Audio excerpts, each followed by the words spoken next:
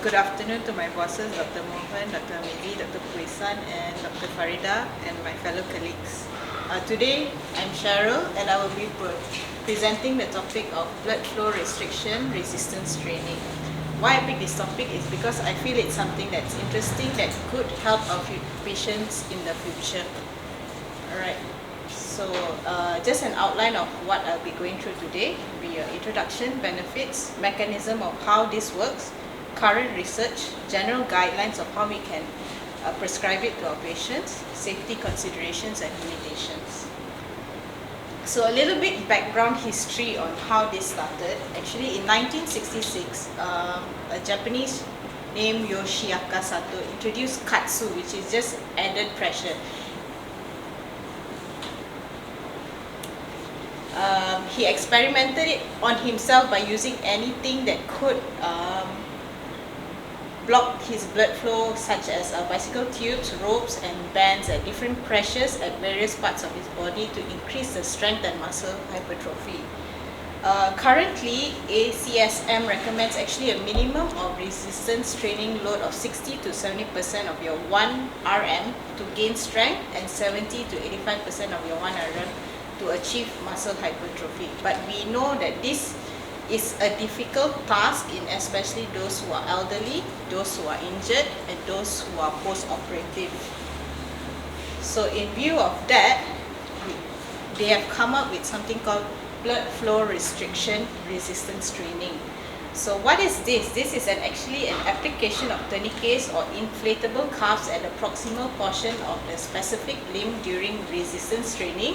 It uses low loads of up 20 to 30% of your 1 RM, and the aim is to promote your muscular hypertrophy and strength increases, which is comparable to the high loads. So what are the benefits? You of course improve your muscle strength, the mitigation of your post-traumatic or post-operative atrophy, heighten neuromuscular activity, decrease pain signaling, and also they found that increased bone mineral density due to the blood flow that goes into the bone. So how does it work?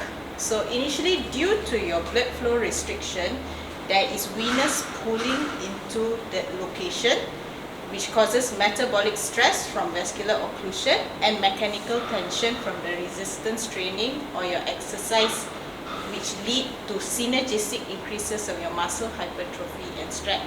So therefore, blood flow restriction leads to hypoxia, which leads to metabolic stress, and then release of your hormones, immune response, and increased recruitment of your fast-twitch muscle fibers.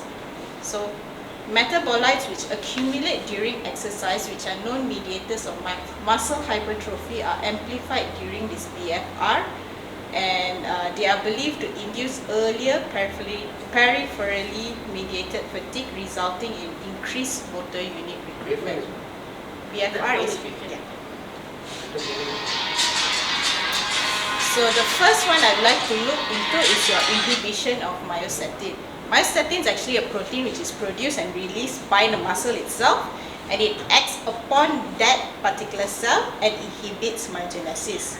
So it inhibits myogenesis via inhibiting your satellite cell proliferation.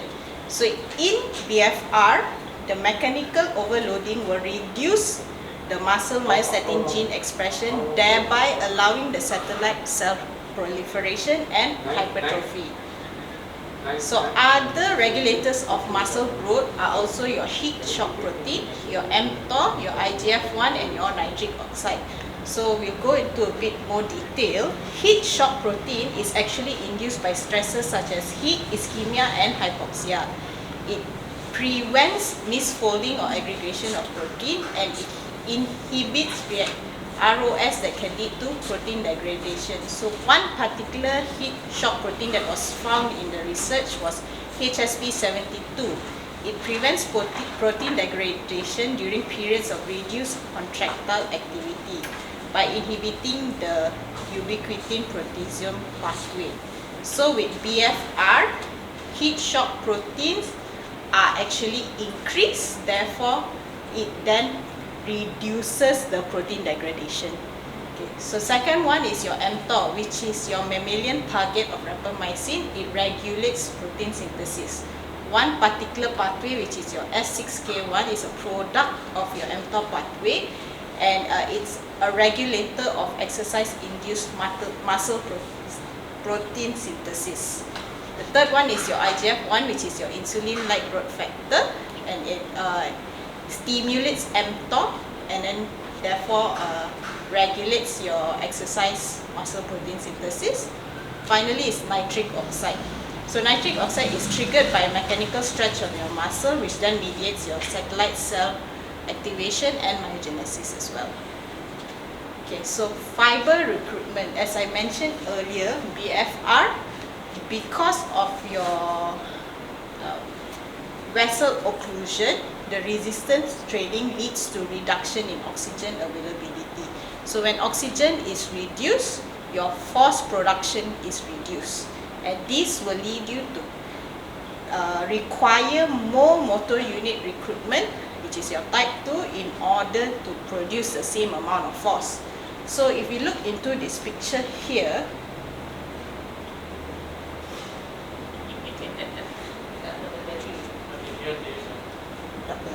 okay, so never mind. If you look into the picture here, when you have increased recruitment threshold with increased force production, so as you go higher with your higher force strength, or your higher weights that you're carrying, you will require higher amounts of recruitment. So if you say you're doing 1 RM, which is your maximum 1 repetition, you will require more of type 2 fibers, because these are the higher force production muscles. So in order to, in BFR, due to the reduced oxygen, the recruitment threshold is increased because of oxygen is reduced. So the next one is also another study on fiber recruitment. Subjects were males from 25 to 40 years old. The exercise were only bicep curls. Your intensity was 40 and 80% of 1 RM. They used the EMG, and they found that there was no difference in activity between low intensity occlusion and high intensity non-occlusion. So meaning 80% 1 RM is non-occlusive, 40% is when you're using with BFR. So if you're looking at 100% occlusion pressure, when you're doing a non-occlusive exercise, which is your normal weight lifting, and 40% of occlusion with a lower weight, your relative EMG or your muscle recruitment is almost the same. So it suggests that the greater number of motor units are recruited in low intensities with blood flow restriction training. Okay. So when would we use this BFR in our clinical setting? In both healthy and load compromised population for the purpose of increasing your muscle strength and hypertrophy, and it can be used to control pain during exercise, improve bone health, and reduce disuse muscular atrophy and strength loss. Contraindications of this is for a patient can be broken down to vascular, so anything with a history of DVT, impaired circulation, previous revascularization, extremities with dialysis access. In the limb, if there's any open fracture, soft tissue injury, infection, even cancer of the limb, it's to be avoided lah. Medications which are increased known risk of clotting, such as your hormonal treatment, your OCP, is not a full contraindication, but it's a relative contraindication. Others are such as increased intracranial pressure, severe crushing injuries, and severe hypertension. So we go into the current research of BFR. So the first topic will be post-operative rehabilitation. This was a study done by Kilgers et al. It showed that isometric contractions may be enhanced by BFR, and it reduced the knee pain and effusion compared to standard rehabilitation. So this was good, was just to reduce the knee pain, but not, it didn't say anything about strength and function. Okay, so the other one was practical blood flow restriction in training muscle hypertrophy during periodized resistance training program. So this one was a randomized crossover protocol consisting of individuals. So they had to go through 8 weeks of training. 4 weeks will be either with blood flow restriction or high intensity, and then they will cross over. So the blood flow restriction, if you start off with 4 weeks of blood flow restriction, then you go on to 4 weeks of just normal high intensity workouts without blood flow restriction. And this, and vice versa lah, if you start off with HI, which is high intensity, then you go on to BFR. So this found that the increase in muscle thickness significantly from baseline to week 4 and from week 4 to week 8, meaning the increase is the same, whether it's 40% plus BFR or just your normal high intensity exercises. Alright, so this was a systematic review on the effects of BFR on quadricep muscle atrophy and circumference post-ACL reconstruction. It showed that the low intensity BFR have positive effect on remediating the loss of femoral muscle CSA after ACL reconstruction. So there are a few papers that they went through, but I'll be showing just a snippet. For Takara in 2000, he did 2 sessions daily of vascular occlusive without exercise, and his study was only 11 days post-op, but he found that the BFR without exercise can diminish the atrophy of knee extensors. So even BFR alone without exercise can help with preventing muscle atrophy. Ohta in 2003 actually showed patients who received 6 exercise sessions per week from week 1 to 16 post-operative, found that training with moderate BFR is an effective intervention after ACL to prevent extensor atrophy as well. Then the other one was in 2019 done by Lambert.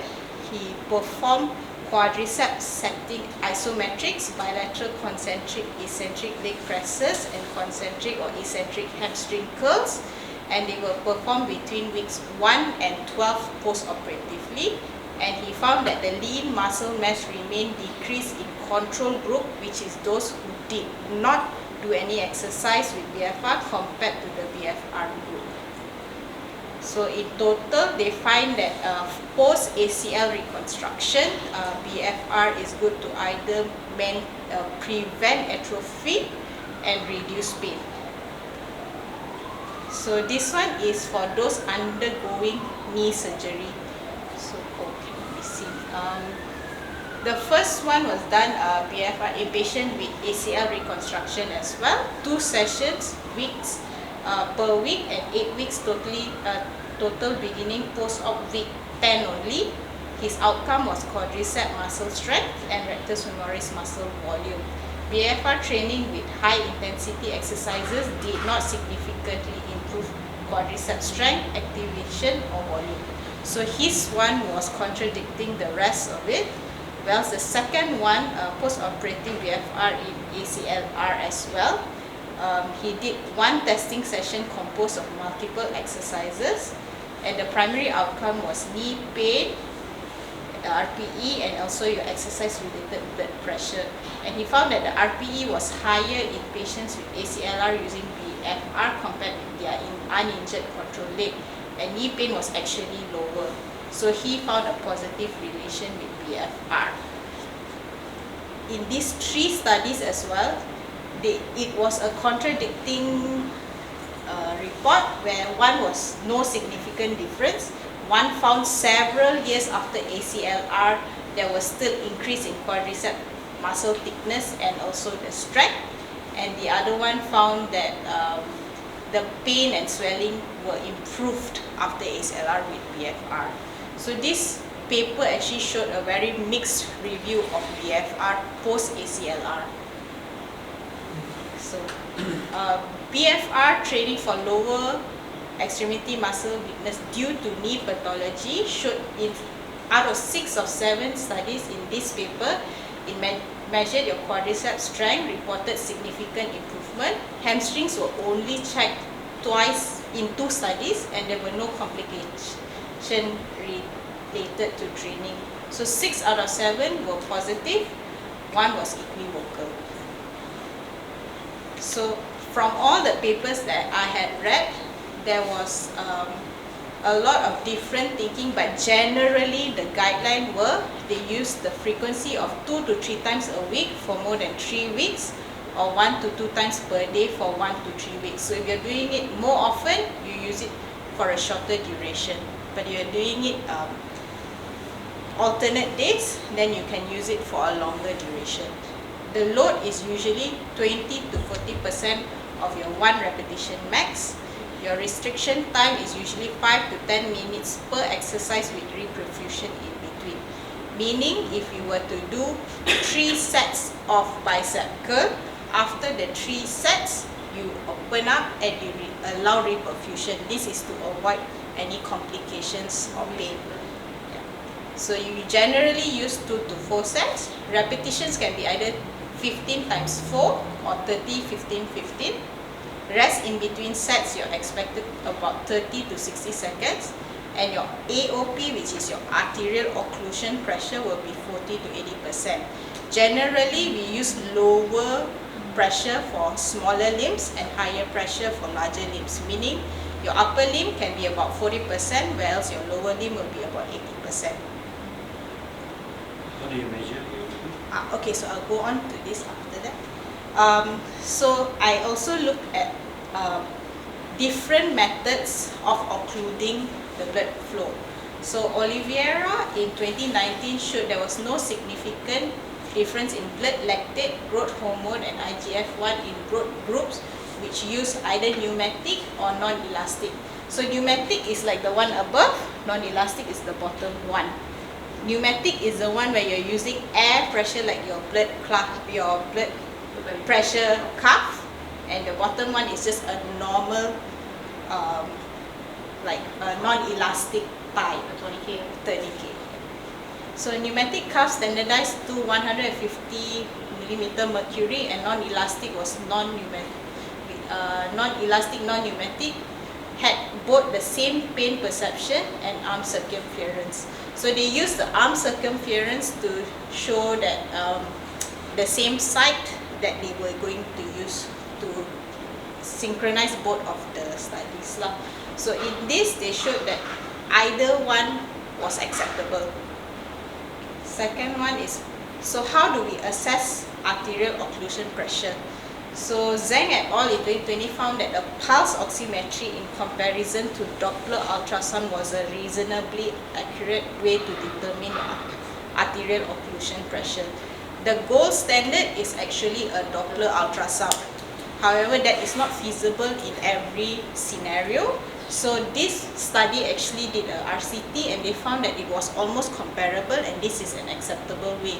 So we can use pulse oximetry in our clinical setting, which will be easier. Lima, Suarez et al. Actually in 2022 also strongly suggested the use of portable pulse oximetry instead of a handheld Doppler. So how much was your occlude? So like 40 I meant, to 80%. 40 to 80%. Correct. So you find out what is your maximum occlusion first. So once the doctor goes to 0, no sound, that's your maximum.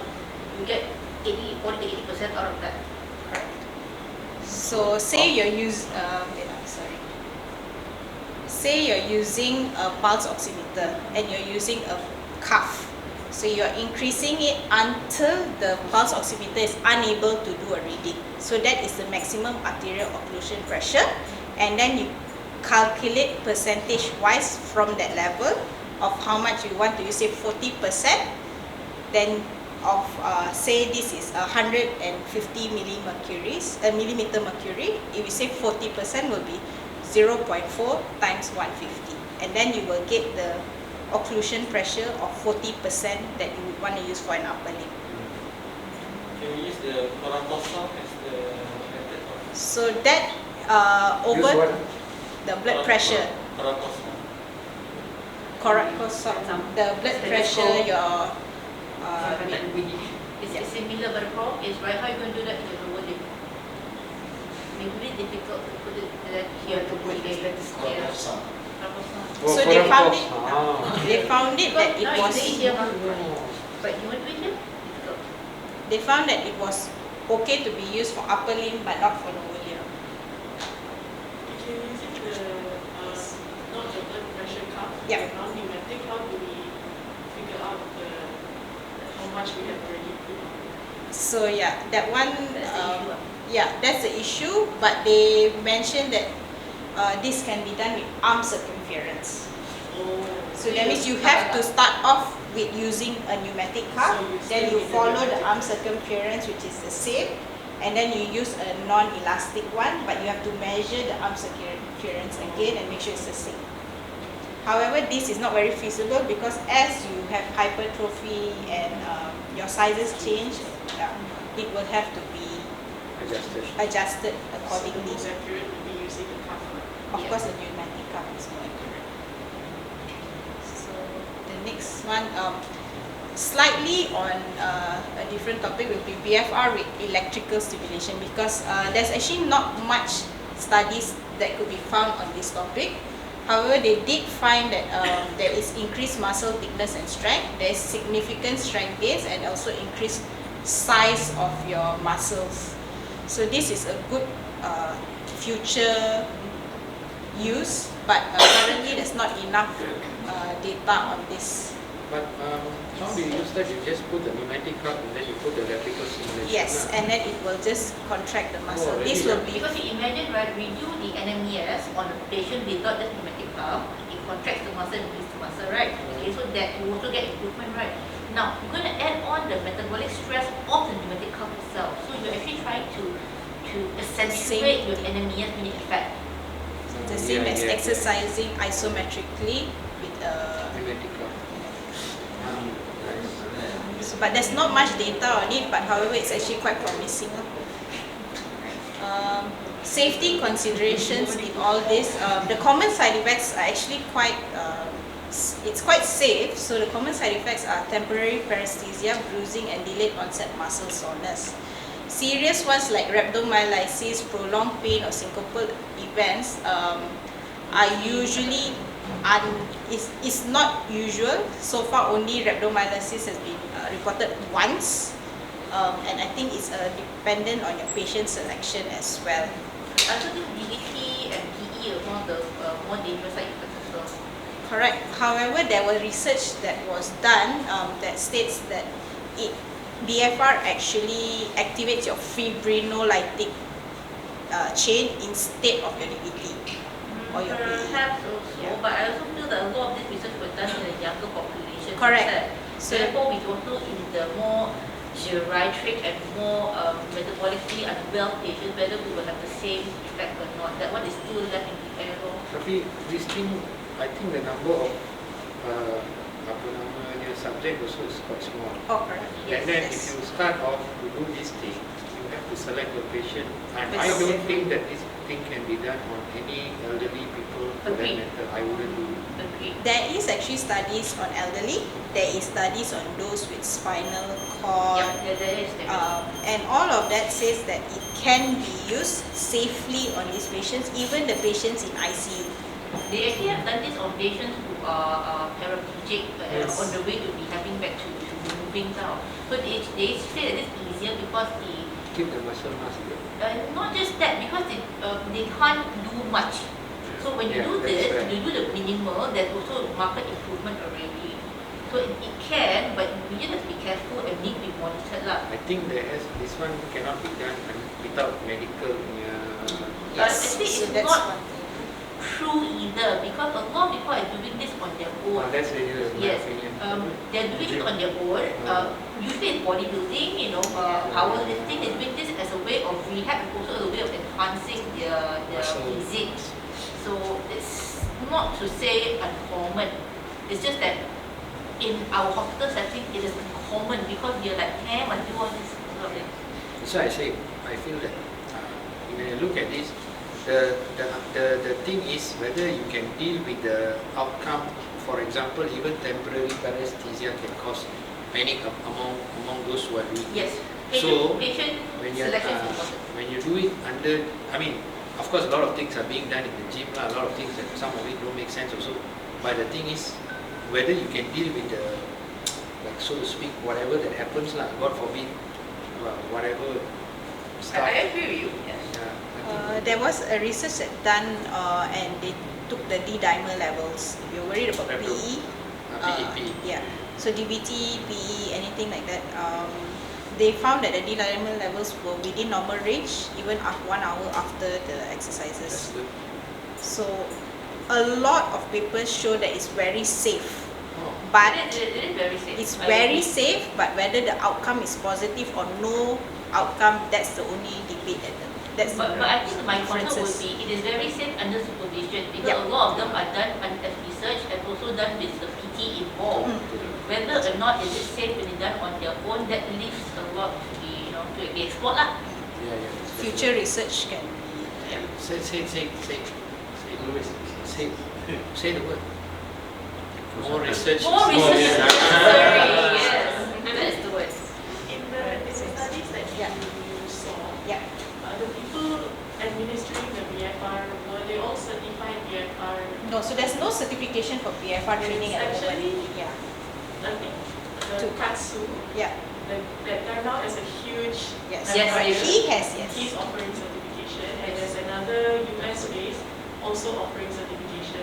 So I think some of the papers did say that With certified.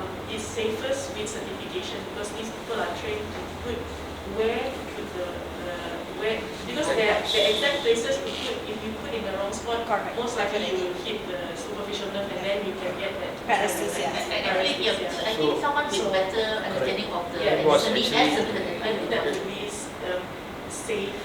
A lot of people, when you just search YouTube, I tried and there's like a huge number of people just Yeah. doing it. In the gym, Yes, right? Yeah, All yeah, the- yeah. So I These wanted to random ask you, people were just if showing you- how to do Yeah, Do it. you exactly. have like particular places where you apply, for Certification. example, So even it's- when you apply it around your, if Calf. let's say you apply it around your calf, your superficial Vision. nerve is Correct. there, Yeah. reach ahead of you lah. So this is what I'm trying to Around say your lah. goals. Do they have like, okay, That if you want to guideline. So do yeah, they there have is it? not enough Right, research to produce a guideline. Even the one that I had shown it earlier is just a rough guideline. It's not even a foolproof protocol. So yang Katsu buat ni, she has like a... He's built an empire on it. He Yes. started it, yeah. Yeah. But the thing is, he doesn't use pneumatic cuff. He uses just He the has- Because it non-elastic. started off with He normal. sells. He sells their company sells the actual like Brand.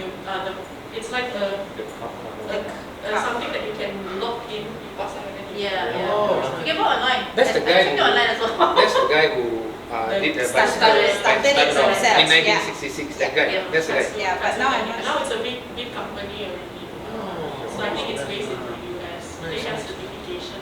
Yeah. Nice. Because I think currently the issues are how wide your calf, how And location. how hard to tie it, and the location, and how long to keep. All these things still haven't been answered. Excellent. But Yes. the ones with guidelines are those who are offering certification. Yeah. So continue. So how can we improve the safety? It has to be a personalized tourniquet system with a pneumatic cuff would be a better option. We have wider cuffs which gives you lower occlusion pressure and lesser risk of your local side effects. Tapered cuffs with pressure gradients. This one I don't think there's anything available, but it's just a possible postulating. Further research. Yeah, further research is needed. Limb-specific cuff, obviously for the upper or lower limbs, and allowing reperfusion in between sets.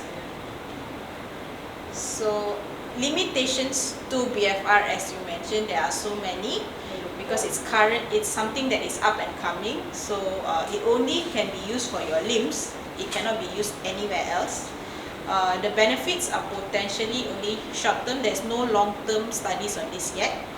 There's actually lack of research on long-term outcomes, no standard protocols, parameters of screening, lack of patient knowledge, comfort with intervention. So patients generally are not allowed to do this unsupervised, and you need for specific equipment if we were doing it in a clinical setting. Right, so in conclusion, there's actually limited published data. However, it seems to be very safe at the moment. It's potentially